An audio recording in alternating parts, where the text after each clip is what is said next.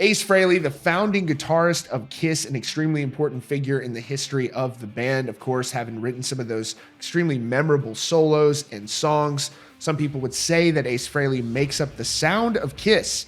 Well, last week he appeared on SiriusXM's Trunk Nation with Eddie Trunk, and he was outraged about a recent interview a few weeks ago that Paul Stanley and Gene Simmons gave on the Howard Stern Show, announcing their final shows ever, according to them, in New York later this year on December 1st and December 2nd. It was during that conversation that Howard asked why the band didn't perform with the classic lineup at their Hall of Fame induction. Paul Stanley said some people would refer to the band as Piss if they sounded like that, apparently demeaning his former bandmates. This did not sit well with Ace Frehley, to say the least, who essentially issued an ultimatum on the show last week that if in 7 days Paul Stanley did not apologize for those statements, he would be revealing some dirt by coming back on Eddie Trunk's show 7 days later. That day was today, and he did keep up his promise to appear on the show 7 days later. And in fact, he made some pretty crazy claims, and this wild situation unfolds. Stick around to the end, though, because there is not all negativity in this story. He also talked about the possibility of still appearing on stage with Kiss, possibly at their final two shows, and what it would take for him to do that. Thank you for tuning into Rock Feed. If you're new here, do us a favor and hit that subscribe button with notifications on for the latest rock news. This is a really great interview here from Eddie Trunk. He walked him through this entire situation. The entire thing is fascinating. If you'd like to listen to the entire thing, I've linked to it down in the description below. Now, one of the first things that Ace says in this interview is that, in fact, he did hear from Paul, according to him. And what Paul allegedly said to him is wild. Eddie Trunk said to Ace, "We know ever since there's been ups and downs, and you've been in, you've been out, and all that. Update everybody, if you will, off of the last week where you were on the show and you wanted the apology from Paul. Did he contact you?" Surprisingly, Ace Frehley says, yes, he did.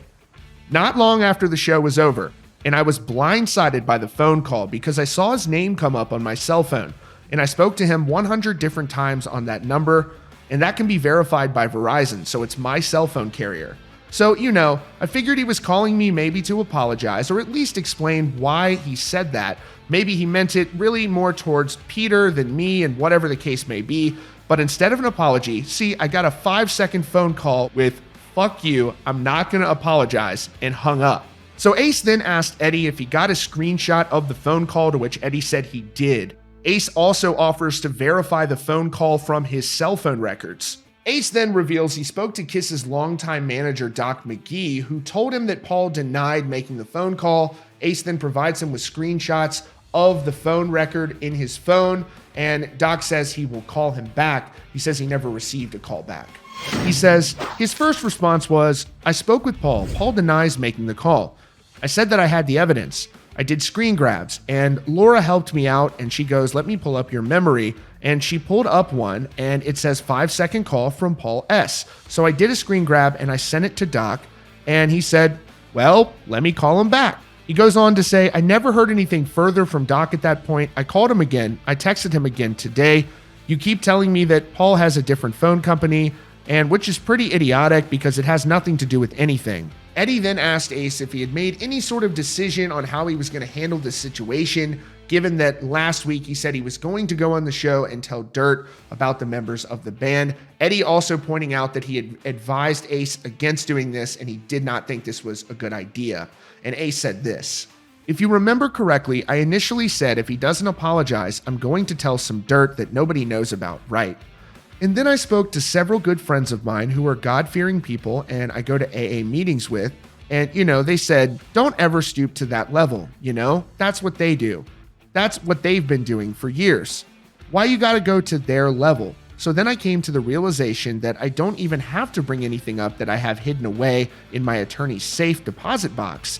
I can just talk about things that they've said about me in black and white.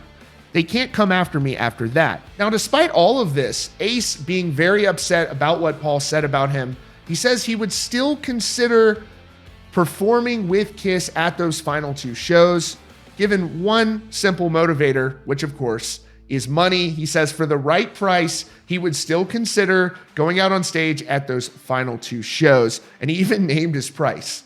Eddie Trunk said, "I'd say at least where we are now that ship has sailed." Ace said, "Not necessarily. Money motivates me just like it motivates them, but I don't put money before God." Eddie says, "So you would still be open and you're still open to performing?" Ace replied, $250,000 a night and I can make $500,000 playing 3, 4, 5 songs?